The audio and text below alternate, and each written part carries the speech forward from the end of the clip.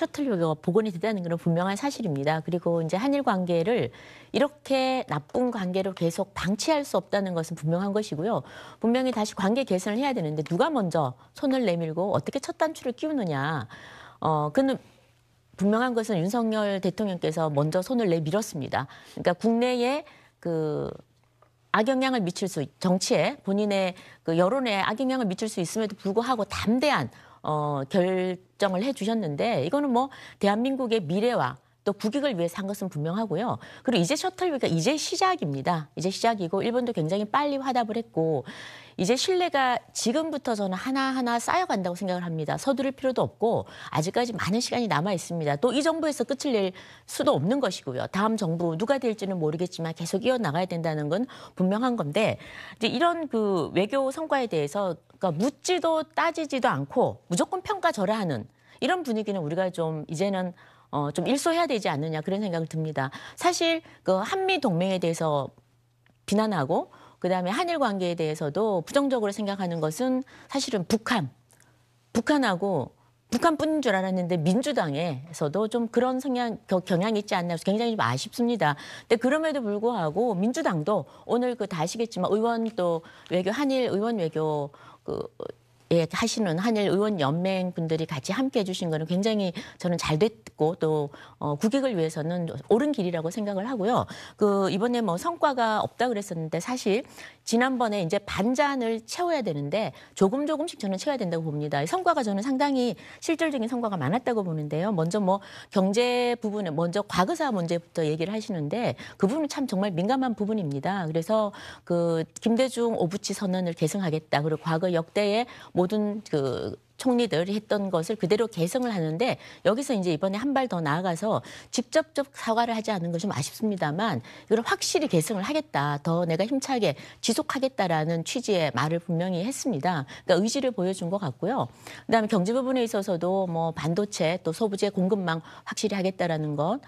그리고 또 그 이외에도 아까 좀 전에 말씀하신 그 오염수 방류 문제. 그러니까 어떻게 보면 처리수죠. 오염 처리수인데 이게 IAEA에서 이제 6월 달 되면은 최종 결론이 나옵니다만 그 전에 저희가 그 정부 부처가 여러 지금 유관 기관의 전문가들이 지금 함께 하는데 아마 형식적으로 했다가는 또 그것도 국민들 비판을 받기 때문에 제대로 해야 될 거라고 저는 보고 또 대통령께서도 말씀하셨지만 그 과학적으로 안전하고 또 국민들이 납득할 만한 이거 뭐 과학적으로 아무리 안전해도 국민들이 이건 우리가 도저히 납득이 안 돼. 이러면 안전하지 않는 거라고 보는 겁니다. 그래서 정서적 안전까지 담보될 때 우리가 그 방류수 그러니까 오염 처리수죠. 오염 처리수 방류에 대해서 대한민국이 할 말은 하고 또 확실히 문제 제기할 건 하고 그런 의미에서 이번에 시찰단을 보낸다고 저는 생각하고 있습니다. 네.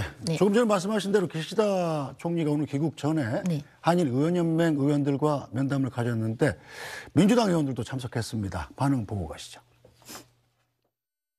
한일 관계가 속도감 있게 정상화된 데 대해서는 무엇보다 양국 정상의 용기와 결단이 큰 동력이 되었다라고 저는 평가를 했습니다.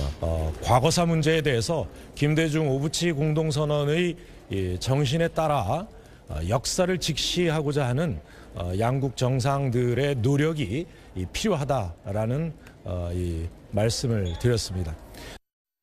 네, 한명수 대변인. 민주당이 이 한일 의원연맹 간담회에 참석하는 것은 원래 좀 약간 부정적 기류가 강하지 않았습니까? 뭐 그렇지는 않았고요. 이제 한일 의원연맹 그 연맹 차원에서 아마 요청이 온 것 같습니다. 그리고 우리 윤호중 의원께서 거기에 이제 우리 쪽 간사를 맡고 계시니까 저는 나가서 이렇게 우리 입장을 전달한 거 바람직했다고 봅니다. 왜냐하면 그리고 정부 여당이나 대통령실도 민주당과 이제 국민들이 뭐 굴욕적이다, 여러 가지 비흡하다, 과거사 부분, 경제 협력도 그렇고 지적을 하면은 그 지적이 타당하고 하면은 받아들이고 특히 이런 걸 외교적 지렛대로 사용했으면 좋겠어요.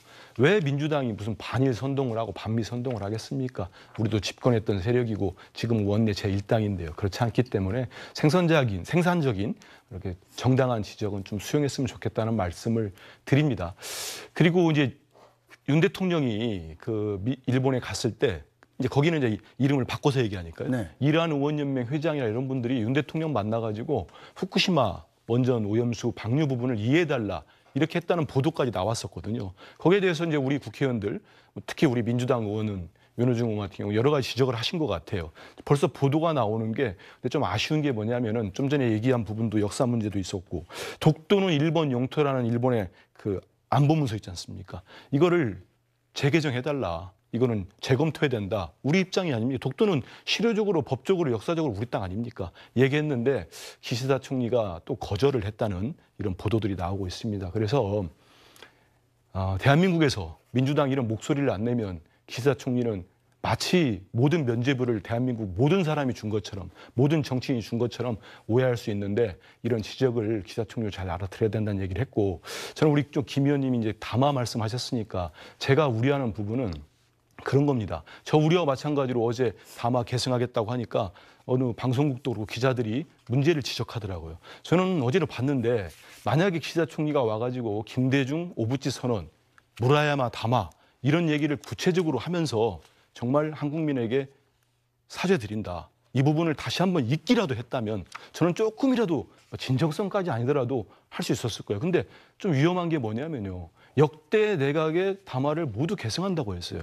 여기를 보니까 많은 기자들과 전문가들이 지적하는 게 2015년 아베 담화를 지적하더라고요. 2015년에 아베 전 총리가 네. 담화를 냈는데 그때 담화의 핵심은 뭐냐면 언제까지 우리가 후손들에게 사과를 하라고 이런 문제를 넘겨주겠느냐. 사과 못하겠다는 얘기예요. 더 이상은. 근데 지금 일본 기시다 총리는 모든 역대 내각의 담화를 계승하겠다? 저는 이런 부분이 있으면 대통령께서든 우리 정부가 지적을 해줘야 돼요. 가슴 아프게 생각한다고 주어도 없이 강제징용에 대해서 주어가 없습니다. 그랬는데 이게 나오자마자 대통령께서는 요구한 바 없는데 먼저 진정성 있는 입장을 보여줘서 감사하다? 저는 이건 국민의 한 사람으로서 조금 듣기가 거북했습니다. 왜냐하면 왜 요구를 안 합니까? 그리고 뭐가 감사합니까? 이런 부분들을 좀 당당하게 해주시면은 뭐 다른 성과가 뭐가 있는지 모르겠습니다만 좀 더 국민들께 설득력 있게 다가가지 않을까 싶습니다. 네, 기시다 총리의 이번 과거사 언급이 윤석열 대통령이 방일했을 때보다는 뭐 진일보한 것은 맞습니다만 아무래도 우리 국민 눈높이에서 보면 충분하지 않다 이런 지적들이 많습니다. 가슴이 아프다 정도로 사실 안 대변인이 지적한 대로 주어도 없고 또 역대 정부의 계승이라는 거에 아베 담화가 포함되는지도 불분명하고 이런 한계점들이 있는데 자, 한일 간의 과거사 문제는 그럼 어떻게 풀어야 된다고 생각하세요? 그러니까 지금 사실 과거사 문제를 논하기 시작하면 아마 한일 관계는 상당히 난항을 거듭할 겁니다. 그래서 우리가 윈스턴 처칠이 그러지 않았습니까? 그러니까 과거와 지금 현재가 계속 싸움을 하게 되면 미래는 없다. 그렇게 얘기를 했습니다. 그래서 저희가 지금 미래를 위해서 또는 국익을 위해서 어떻게 외교 활동을 하느냐. 외교 활동을 하는 가장 그 핵심 키워드는 국익입니다. 그건 다 아실 겁니다. 그래서 우리가 국경을 넘어서면은 그 여야가 없다는 말을 하지 않습니까? 그래서 국익인데 과거사에 천착을 해가지고 얘기를 하다 보면은 아무것도 안 하는 게 늘 되돌이표입니다. 진전이 하나도 없습니다. 그래서 지금 저희가 지난번에 화이트리스트, 지난번에 한일 관계가 안 좋을 때 그야말로 그러니까 문재인 정부 때 외교는 한마디로 미국과 일본과는 완전히 관계가 거의 단절되다시피 아주 관계가 좋지 않았습니다. 그리고 중국과 북한과 굉장히 가까이 했었는데 지금 지나고 나니까 그렇게 가까이 했던 중국과 지금 무엇이 남았습니까? 중국이 그 당시에 그 3불 이란 정책을 했습니다. 3불, 사드 배치도 안 된다. 그다음에 또 MD, 한국과 미국의 그 미사일 방어 체계 이거 하지 마라. 한미 동맹 그것도 하지 마라. 군사 동맹 하지 마라. 등등 하지 말라라고 했는데 거기에 대해서 한마디도 못했습니다. 그리고 거기 따라갔죠. 그래서 지금 얻은 게 뭐 있습니까? 그래서 결국은 저희는 끊임없이 이해관계에 따라서 굉장히 탄력적으로 외교 활동을 해야 된다고 생각을 하고요. 이거는 뭐 여야 정부 전 다 똑같다고 어떤 정부가 저는 집권을 하더라도 마찬가지라고 생각을 하고요. 아까 그 말씀하신 우리가 과거를 잊지는 않되 역사에 대해서 역사인식은 똑바로 가지되 제대로 가지되 거기에 매달려서 일진보도 못해서는 안 된다. 그러니까 꼼짝 못해서는 안 된다라는 그런 생각을 많은 국민들이 또 하고 계실 겁니다. 그리고 그런 국민의 생각을 읽었기 때문에 저는 오늘 민주당에서도 같이 함께 이야기하는 테이블로 나가지 않았나 싶고요. 그다음에는 아까 말씀하신 그 우리 한민수 대변인 말씀하신 것처럼 저희 성에 차지 않죠. 아쉬운 점이 있죠. 아쉬운 점이 있는데 조금씩 더 나아지지 않나 싶고요. 그다음 여기서 말하는 물론 뭐 한마디 한마디 말꼬리를 잡으려 그러면 우리도 그렇고 뭐 일본도 그렇고 어떻게 말꼬리가 잡히지 않겠습니까마는 야당이 그렇게 또 주장을 해주는 게 아까 말씀하신 그 지렛대 역할로는 저는 좋은 점도 있다고 보고요. 그다음에 DJ과 어부지선을 계승한다와 역대 그 모든 정부들의 그 말을 계승한다. 과거사에 대해서는 그건 우리 다 알고 있다시피 통렬한 반성과 가슴으로부터 사과. 아마 그 말일 것입니다. 근데 그런 그 워딩을 써주면은 더 저희가 좀 좋겠다는 생각을 하는데 좀 시간을 좀 지켜보면서 좀 더 신뢰가 쌓이면 가능하지 않을까 싶습니다. 네, 예. 참으로 풀기 어려운 네. 문제인 것만은 틀림이 없는 것 같습니다. 자, 그러면 다음 주제로 좀 넘어가 보죠. 자, 2021 전당대회 돈봉투 의혹으로 몸살을 앓고 있는 민주당. 이번에는 김남국 의원의 60억 원대 가상화폐 보유 논란으로 또 논란이 커지고 있습니다. 일각에선 김남국 의원의 가상 자산이 이재명 대표의 대선 자금으로 쓰이기도 했다는 의혹까지 제기하고 있는데요. 이재명 대표, 이 논란에 어떤 얘기를 했을까요? 김남국 의원이 코인을 현금화해서 대표님 대선 자금에 보탰다는 보도가 있는데 사실일까요? 관련해서 당 차원 조사 하실 계획 있으십니까? 네, 이재명 대표는 말을 아꼈지만 사실상 민주당에선 김남국 의원의 가상자산 거래에 대한 사실상의 조사를 진행하고 있다고 밝혔습니다. 그러면서 이재명 대표의 대선 자금 연관성에는 분명하게 선을 그었습니다. 지금 본인으로부터 여러 가지 이제 소명을 당에서 듣고 있는 중이고요. 일부 기사에서 보면 그 김남국 의원 건 관련해서 뭐 거액을 인출하고 난 이후에 그게 뭐 대선 자금으로 쓰여지지 않았나 뭐 이런 보도들이 좀 있었습니다. 확인 결과 전혀 사실이 아니라고 판단하고 있습니다. 판단하고 있는 근거는 인출이 아니라 이체 형태로 지금 되어 있기 때문에 뭐 쓰려면 현금화를 해야 되지 않습니까? 보도에도 나왔지만 440만 원 이런 이야기가 있으니까 440만 원을 대선 자금으로 썼다 이렇게 설마 연결하는 거는 아니라고 봅니다. 그거는 뭐 법률 검토를 뭐 해서 하는 게 정확하겠지만 이해 충돌 관련해서는 이게 이제 불특정 다수에 해당되는 경우에는 이해 충돌에 해당되지 않는다라고 하는 게 일반적인 논리인 것으로 알고 있습니다. 자, 이 얘기는 뭐 한민수 대변인한테 물어봐야겠네요. 김남국 의원이 지금 민주당 청년 정치인으로서 상당히 좀 검소하고 청렴한 이미지를 갖고 있지 않았습니까? 실제로 뭐 저도 압니다만은 네. 그 이제 같은 또래 의원들이랄지 이렇게 얘기 들어보면은 짠돌이는 맞다고 합니다. 되게 검소하고 근데 그런 상황에서 이제 최고점이긴 합니다만은 60억 원대 가상자산이 있다고 하니까 아마 국민들을 보시기에 불편하셨을 거예요. 그리고 이게 어떻게 된 거지? 그러면서 이제 보도가 이제 처음 나온 게 인출이라는 표현이 쓰이니까 이 60억 원대 가상자산을 모두 팔아가지고 현금화시키거나 이걸 인출한 거 아니냐 이렇게 보면서 이제 평소와 어떤 모습과 다르다 이렇게 비판이 있었던 것 같은데요. 당에서 좀 이제 상황을 좀 파악을 한 걸로 들었습니다. 왜냐하면 이제 어떻게 돌아가는지에 대해서 파악을 해야 되기 때문에. 알아보니까 그건 뭐 인출이라는 표현은 좀 아닌 것 같고요. 왜냐하면 이제 그 하나의 과상화폐 그 이름이 알려져 있는 위믹스죠? 예. 예, 뭐 팔고 예. 저는 잘 모르겠는데 거래소라는 게 이제 주식은 하나밖에 없잖아요. 근데 여러 개의 거래소가 있나 봅니다. 여러 개 있습니다. 예, 다른 거래소로 이체를 해가지고 아마 다른 가상화폐를 샀는데 60억이 가장 이제 그 위믹스라는 가상화폐가 비쌌을 때였는데 지금은 알려진 거는 거의 다 이제 빠졌다. 폭락을 해가지고 뭐 그런 과정인데 이걸 아마 김남국 의원이 자세히 좀 밝히지 않을까 싶고요. 그다음에 좀 전에 말씀 나온 것처럼 저는 이제 대선 자금 이런 표현을 아마 어느 언론이 썼는지 잘 모르겠는데 그건 좀 과한 보도나 아니면 과하지 않습니까? 왜냐하면 인출했다고 어제 김남국 의원이 실제로 현금화한 돈은 440만 원인데 다들 아시겠습니다. 여야 모두 그 당시에 윤석열 후보나 이재명 후보나 경선 자금도 뭐 하루 이틀 만에 다 이제 모금이 됐고 대선 자금은 각 당이 거대 정당인데 선관위로부터 받습니다. 정부에서부터 다 그렇게 철저하게 맞게 투명하게 사용했기 때문에 좀 과한 주장들 그리고 또 김남국 의원이 뭐 제가 알기로도 입장을 더 자세히 낼 건데 보면은 일단은 불법적인 요소는 없었던 것 같습니다. 그리고 이게 아마 이제 공직자윤리법상 재산공개 대상에서 이 가상자산 이런 것들은 공개를 안 해도 되는 것 같아요. 그래서 저는 이번 논란을 계기로 그런 법안들도 좀 올라가서 처리가 돼가지고 국민들 보시기에 정치인들은 조금 더 투명하고 조금 더 윤리적인 걸 바라지 않겠습니까? 그런 걸 법적으로 좀 미비한 거는 그 좀 완결하는 그런 조치도 좀 있었으면 좋겠습니다. 자, 김정재 의원님, 국민의힘 네. 쪽에서는 할 얘기가 많죠. 아유, 많죠. 국민의힘에서 할 말이 많은 게 아니라 국민들이 할 말이 많을 거예요. 특히나 2030들. 완전 2030들 뒤통수 제대로 때렸습니다. 이번에. 배신감이 정말 많이 느껴질 거예요.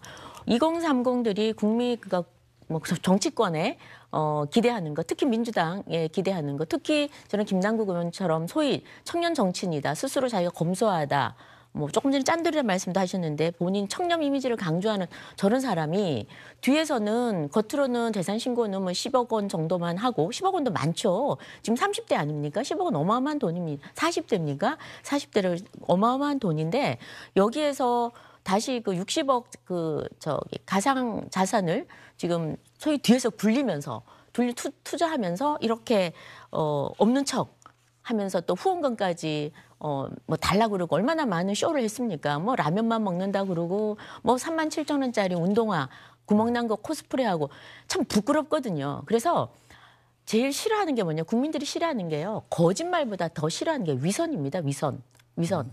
소위 뒤통수 치는 거 아니겠습니까? 겉과 속이 다르다는 것. 그리고 지난 문재인 정부가 망한 이유, 대선에서 그 정권을 재창출 못한 가장 큰 이유가 조국 법무장관의 그런 위선적 행동 그런 것들이 굉장히 큰 영향을 미쳤는데 저는 이번에 이 김남국 이 젊은 정치인이 또 다시 이렇게 위선적 행동을 한다는 거에 대해서 지금 굉장히 젊은이들이 좀 많이 그 타격을 굉장히 많이 마음을 다쳤을 것 같습니다. 그리고 지금 제일 중요한 것은 이 60억을 어떻게 지금 이 60억을 살 수 있었던 자금의 출처가 어디냐. 자금 출처를 그대로 소명을 하면 되는 겁니다. 네. 그리고 이게 지금 뭐 이거 소명하는 과정에 갑자기 한동훈을 끌어들이고 이러는데 사실 이거는 FIU라고 여기 지금 금융정보원으로 이 정보가 거래소에서 이 이상한 거래다.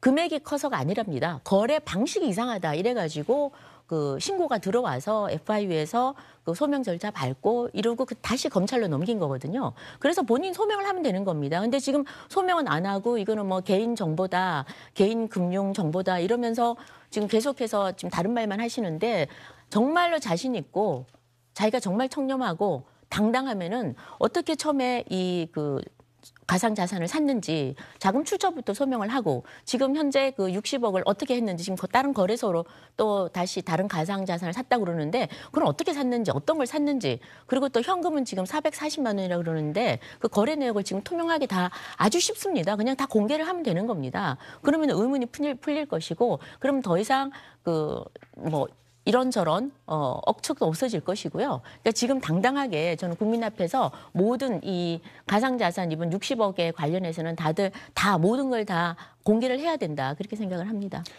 자, 김남국 의원의 반론도 좀 보고 가죠. 조금 전 1시쯤에 SNS에 자신의 입장을 다시 올렸는데요.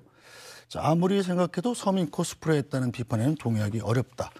고등학교 때 산 안경을 20년 썼고 지금 쓰고 있는 안경인가 보죠. 변호사 시절에도 차를 물려받아서 썼다. 평생 짠돌이로 살았는데 그렇다면 40년째 코스프레 한다는 말이냐.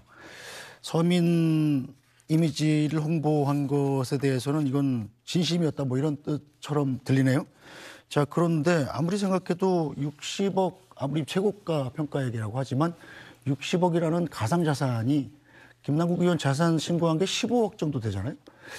자기 총 신고 재산의 4배에 가까운 가상 자산을 보유하고 있었다는 것 사실 자체가 약간 정말 좀 놀라운 일이었는데 어떻게 보세요? 뭐 그렇게 네. 보거나 특히 젊은 층에서 뭐 그런 생각들을 할 수 있을 거라고 봅니다. 보는데 일단은 저기 말씀 본인도 입장을 밝혔는데 실제로 뭐 검소한 생활을 한 것 같긴 합니다. 주변 얘기를 들어보면은. 근데 이거는 아까 440만 원은 이미 이제 그 계좌까지 다 공개를 했습니다. 어제인가 공개했으니까 그 현금으로 실제로 인출해서 가상자산을 팔아가지고 한 거는 440만 원이 맞는 것 같습니다. 뭐 더 공개 이미 다 했기 때문에 그거를 거짓말할 수는 없죠. 그리고 특히 본인이 법적으로 만약 불법적 요소가 있으면 뭐 모든 걸 다 걸겠다 정치 못합니다. 그렇게 되면 거짓말이 드러난다면 그건 아닌 것 같고요.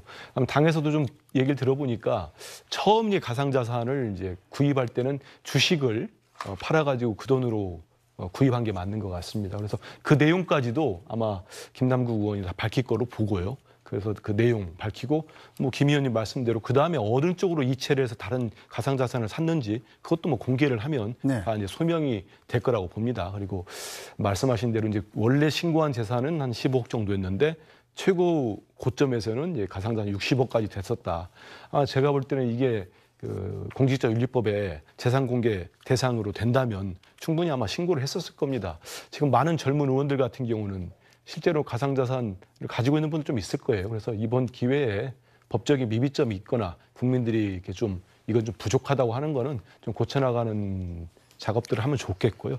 여기서 하나만 저는 좀 지적하고 싶은 거는 그런 건 있는 것 같습니다. 왜냐하면 제가 뭐 김남국을 응원다기보다는 FIU에서 이제 이상거래라고 해서 통보를 했지 않습니까? 네. 그러고 이제 그게 한 1년 넘은 것 같아요. 한 1년 2개월 된 것 같은데 검찰이 그러고 난 다음에 이제 계좌를 보겠다고 영장을 쳤는데 이제 그건 법원에서 뭐 한 차례라는 얘기도 있고 두 차례 이제 기각을 시켰습니다. 그건 법원에서 볼 때 이건 뭐 영장까지 집행할 이유가 없다고 본 거 아니겠습니까? 근데 이런 내용들이 모르겠습니다. 이게 언론을 통해 가지고 이건 개인적인 정보인데 일방적으로 이렇게 흘려나가고 하는 거는 글쎄요. 이건 또 이 대목 지금의 이제 김남국 의원의 투명하게 이제 가상자산을 매입하고 어떤 자금을 했는지가 아까 말씀드린 대로 뭐 다 공개되고 합법적으로 다 이루어진 게 소명되는 거 하고 또 이 부분이 언론을 통해서 이런 내용들을 언론이 글쎄요. 저도 기자 오래 했습니다만 취재하기가 쉽지는 않거든요. 네. 그래서 누군가가 줬을 수도 있는데 그런 부분들도 좀 깔끔하게 좀 설명이 좀 됐으면 좋지 않겠나 이런 생각을 해봅니다. 네, 김남국 의원이 수십억 원어치의 물론 최대점으로 잡은 겁니다만 가상화폐를 보유한 상태에서 또 재작년에 가상자산에 대한 과세를 유예하는 이 법안을 또 공동 발의했던 것이 알려지면서 이해충돌 논란이 벌어지고 있죠. 2021년 7월입니다. 가상자산 과세 유예법을 공동 발의했고 2022년 1월에 관련법이 시행되면서 20%의 세율로 과세하던 것이 2025년 1월로 시행 연기가 됐습니다. 자, 이것이 그러면 김남국 의원의 해명은 지금 불특정 다수를 상대로 한 법안이기 때문에 이해충돌에 해당되지 않는다라는 건데 어떻게 보십니까? 근데 저는 김남국 의원님 보면 지금 이분이 물론 법조인 출신이에요. 법조인 출신은 뭐 법리를 주로 따집니다. 그러니까 불법이고 탈법 아니면 된다 이러는데요. 국회의원은 그렇지 않습니다. 불법 탈법의 문제가 아니고 도덕적 잣대. 국민의 도덕적 잣대로 평가를 받습니다. 그리고 또 국민의 정서에 또 부합을 해야 되고요. 그래서 국회의원들은 상당히 처신하는 것, 언행에도 조심을 해야 되고 또 이런 재산 관리나 이런 것도 굉장히 남들보다 더 철저하게 자기 관리를 해야 되는 직업입니다. 그래서 그래서 국회의원들이 또 많은 권한을 가지고 있지 않습니까? 그러니까 지금 사람들이 뭘 의심하냐면은 60억을 그 당시에 자산을 보유하고 있었는데 왜 실명제 되기 3월 25일 날 2021년 3월 25일 날 실명제가 실시됐는데 바로 직전에 네. 이거를 전량을 다 인출했다는 겁니다. 그러니까 국민들은 특히 2030은 그분들도 지금 2030도 굉장히 가상자산에 나름대로 열심히 정말 연결 투자도 하고 그럽니다. 그렇게 하는데 왜 이 사람은 최고칠 때 이걸 인출을 했느냐. 혹시 국회의원으로서의 내부 정보를 이용한 게 아닌가. 지위를 이용한 정보를 이용해서 해서 그런 거 아닌가라고 의심을 하는 겁니다. 당연한 의심 아니겠습니까? 그래서 저는 지금 다른 어떤 직업보다도 국회의원이라는 직업 자체가 철저히 도덕성의 잣대를 스스로에게 돼야 된다 그런 생각을 하고요. 그런 의미에서 보면은 본인이 60억이라는 자산을 갖고 있으면서 가상 자산을 갖고 있으면서 이렇게 가상 자산에 대해서 세금을 부과하는 것을 1년을 유예하고 또 공제하는 거를 250만 원에서 5천만 원으로 늘리자는 거 여기에 공동 법안을 발의했다는 자체가 문제가 있는 거죠. 자기에게 이익을 주고 이게 뭐 어떤 불특정 다수 이런 걸 떠나서요. 그냥 6억이 아닙니다. 본인이 40억, 60억 그렇게 갖고 있으면 본인은 이런 법안을 발의하는데 같이 함께해서는 안 되죠. 그리고 지금 또 이 사람 지금 끊임없이 해명과 변명을 합니다. 지금은 해명할 시간이 아니고 사과를 해야 될 시간입니다. 그래서 또 변명을 하는 해명을 하는 거 보면 뭐 부모를 모시는 법을 간병비 법을 발의를 못하느냐 또는 뭐 다자녀가 있으면은 다자녀 가정 복지 혜택법을 발의 못하느냐 이러고 지금 반발을 하고 있는데요. 부모를 봉양한다든지 아니면은 뭐 자녀 출산에 관해서는 우리 사회가 모두 지향하고 있는 바입니다. 그런데 지금 이번에 이 코인 자산가들 여기에 세금을 부과하는 거는 돈이 있는 곳에 소득이 있는 곳에 세금을 부과하는 아주 당연한 법리입니다. 당연한 이치죠. 그런데 여기에 지금 이거를 바로 세금을 부과하지 못하게 한 거. 그러니까 자산가들을 주머니 채워주는 입법과 이런 다른 법들을 뭐 부모를 봉양하는 거라든지 이런 법을 비교한다는 것 자체가 굉장히 어불성설이고 좀 더 냉정하게 한 발 물러서서 내 일이 아니라 다른 국회의원의 일이라면 과연 김남국 의원이 저런 해명을 했을까 싶습니다. 그래서 저는 좀 더 좀 젊은 정치인답게 지금은 다른 일반 국민들이 지금 느낄 어떤 배신감들 이런 걸 고려해서 전액 자금 출처라든지 모든 걸 다 내역을 좀 공개하고 좀 더 사과하는 모드로 가는 게 좀 맞지 않을까 싶습니다. 자, 한민수 대변인은 어떻게 보십니까? 만약에 김남국 의원이 발의한 그 법이 없었더라면 가상화폐로 얻은 소득에 대해서 20%의 세율은 굉장히 센 거거든요. 뭐 얼마를 벌었는지 잘 모르겠습니다만 많게는 김남국 의원이 내야 될 세금이 수억 원에 이를 수도 있겠다 이런 생각이 들어요. 자, 그렇다면 이해 충돌 아닙니까? 저 개인적으로는 이제 이런 법안을 발의할 때 본인의 이제 가상자산이 여기 뭐 현금화 시킨 돈은 아니지만은 이런 게 있었을 때 이제 공동 발의할 때 조금 더 신중했으면 좋았겠다는 생각은 합니다. 하는데 근데 이거를 한번 이제 조금 냉정하게 뭐 따져볼 필요는 있을 것 같아요. 아마 다들 기억하시겠지만 2021년 7월이면은 그때는 뭐 여야와 관계없이요. 부동산이 폭등할 때이기 때문에 젊은 층, 특히 20, 30대에서 아마 우리 편앵커도 기억할 겁니다. 네. 많은 분들이 이제 코인, 네. 가상자산이라도 사서 우리 다른 걸로 재산 불릴 수가 없는데 우리 젊은 사람들 많이 했었어요. 못 사면 벼락 거지란 소리를 들었죠. 예. 우리 조카들도 하고 그랬었는데 그런 거 보면은 당시 뭐 국민의힘도 마찬가지였습니다. 야당이었습니다만 민주당이 여당이었을 때 의원들이 모두가 이걸 지금 현 상황에서 이런 상황에서 유예하는 게 맞겠느냐 하는 건 공감대가 있었습니다. 그래서 이 법이 이제 나중에 1년 유예하면서 통과가 되고 실제 통과되는 건 2022년으로 제가 알고 있거든요. 그리고 시행도 연기를 해가지고 시행은 2025년에 이제 앞으로 좀 남았죠. 1월에 2, 3년 뒤에 하는 걸로 해놨습니다. 그리고 만약 예를 들어서 이제 김남국 의원이 당시에 현금으로 바꾸거나 인출을 해가지고 정말 세금을 회피했다. 그러면 많은 비판과 그런 얘기를 들을 것 같습니다만은 당시 법안 발의를 했습니다만은 이 법안 자체가 유예가 됐고 본인은 그 이제 유믹스라는 가상화폐를 팔고 다른 지금 가상화폐를 사가지고 가지고 있다고 합니다. 그리고 뭐 다 아시다시피 이제 그 뒤로 이제 가상화폐 가격이 폭락을 하면서 이제 뭐 상당히 당시 60억보다는 훨씬 적은 액수를 가지고 있는 걸로 알려지고 있으니 그것도 뭐 김남국 의원이 이제 해명을 하면 될 것 같고요. 이제 법적으로만 따진다면 사실 이해충돌 방지법이라는 이해충돌 여지 이거는 예를 들어서 뭐 부동산 업자가 부동산을 갖고 있거나 건설 회사를 갖고 있는데 국토위 가서 활동한다든지 뭐 저도 국회 좀 근무를 해봤습니다만 그런 건 전형적으로 이제 상임위에 있으면 안 되거든요. 그건 이해충돌의 여지가 있고 해서 상임위 교체도 하는데 이걸 뭐 법적으로만 따진다면은 불특정 다수를 하는 법 개정과 제정은 뭐 법으로는 해당은 안 되는 그렇게는 알고 있습니다. 네, 자 김남국 의원이 해명 과정에서 또 한동훈 법무장관의 이 검찰 작품이다. 뭐 이런 얘기를 하면서 또 한 장관과 설전도 벌어졌는데요. 보고 가겠습니다. 자, 김남국 의원이 개인의 민감한 금융정보와 수사정보를 언론에 흘린 건 윤석열 라인 한동훈 검찰의 작품이다. 여기에 대해서 한동훈 법무장관은 고위공직자로서 고액의 김치코인 살아간 적이 없다. 금융당국에 적발대를 한 적도 없다. 뭐 이렇게 맞받았단 말이에요. 어떻게 보십니까? 두 분 다 썩 적절한 얘기는 아닌 것 같은데. 아마 한동훈 장관 입장에서는 지금 민주당 보면 기승전, 한동훈, 네.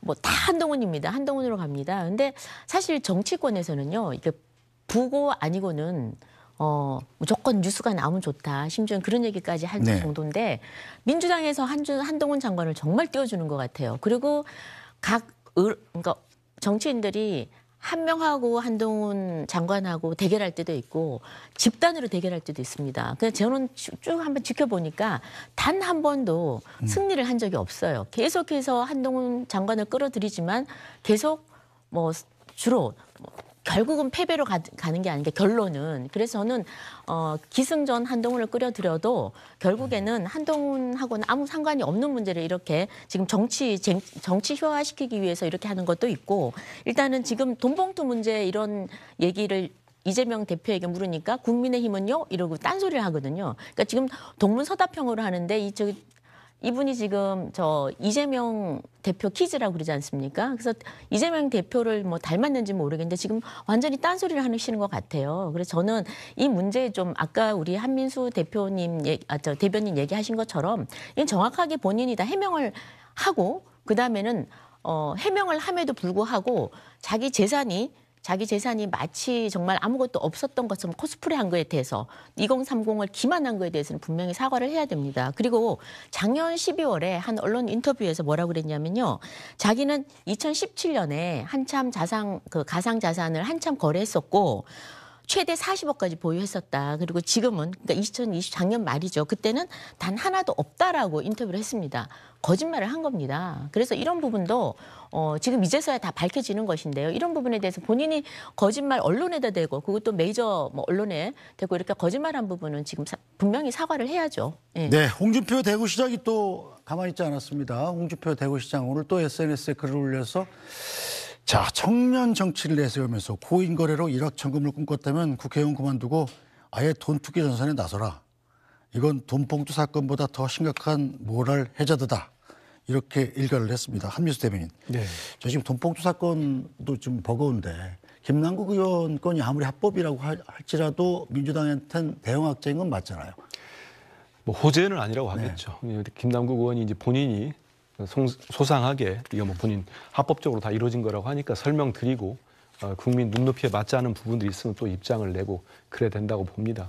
근데 아까 뭐 말씀하신 거는 이제 본인 설명을 하면서 지금 본인의 개인 민감한 정보 같은 거 사실 저 가상화폐 누가 얼마 사고 언제 판 거는 본인 외에는 알기가 힘들어요. 네. 그런 내용들이 언론에 보도가 됐고 거기에 대한 문제 제기를 했는데 그런 점에서는 또 뭐 한동훈 장관도 바로 거기서 맞받아치는 모습이었는데 한 장관도 뭐 모르겠습니다. 내년 총선에 나오려고 하는지 몰라도 일단 현재로서는 법무장관으로서 국민으로서 있는 동안은 거기에 맞게 국민들 보실 때 너무 좀 불편하지 않게 행동하는 게 좋지 않겠나 생각을 합니다. 네, 그럼 계속해서 국민의힘 소식도 좀 알아보고 가죠.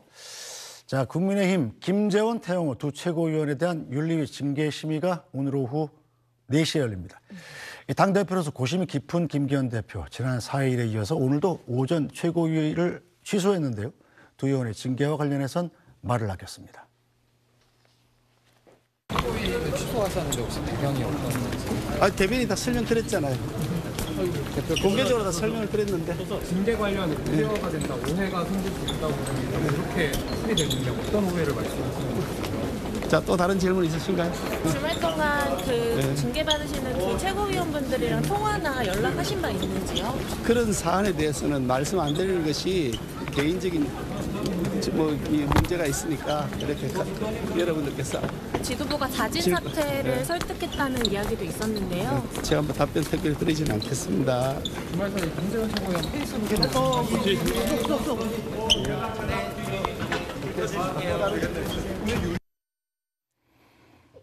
네, 김정재 의원님, 김기현 대표가 최고위까지 취소하면서 기자들 좀 피해 다니려고 했는데 또 걸렸어요. 오늘 최고위가 이제 두 번째 취소한 거잖아요. 지난주 네네. 목요일 네. 취소했었는데, 네. 자 태영호, 김정희 두 최고위원이 언론에 노출을 되는 걸 막으려고 그런 거다라는 분석이 많더군요. 어떻게 생각하면 막으려고 한다기보다는 그러니까 윤리위가 좀 더 중립적이고 객관적으로 그러니까 심의를 할 수 있도록 해야 되는데 사실 지난 뭐 목요일 월요일과 목요일 날 이제 두 번 일주일에 두 번 하는데요. 최고위를 하는데 이런 데 나오시면 두 분이 마이크를 잡으시면 또 언론도 되고 본인들 주장을 하실 텐데 이런 부분들이 사실 그 윤리위에 또 영향을 미칠 수도 있고요. 지금 또 당에도 상당히 지금 이것 때문에 굉장히 당이 좀 힘든 건 사실입니다. 사실인데 이 부분에 대해서 이제 오늘 오후에 지금 잠시 뒤에 윤리위가 열리기 때문에 그때까지는 좀 당에서도 좀 차분히 있으면서 그 윤리위의 그 결정을 지금 기다리고 있는 중이기 때문에 좀 취소를 한 것 같고요.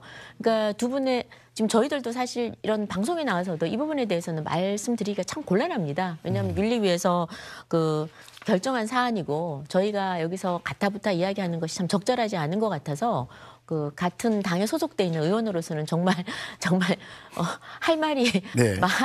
말을 할 말이 있어도 할 수 없는 입장이고 그래서 아무튼 잘 그 소명을 좀 잘 하시고 거기에 따라서 윤리위도 국민의 또 감정 또 정서 그리고 또 모든 걸 다 고려해서 잘 판단해 주시길 바란다는 말씀밖에 드릴 수가 없네요. 네, 한편 이 당윤리 징계 심의 절차를 앞둔 태영호 최고위원은 오늘 오전에 이진복 정무수석이 공천을 언급한 적이 없다면서 SNS에 사과했습니다. 내용을 보고 가시죠.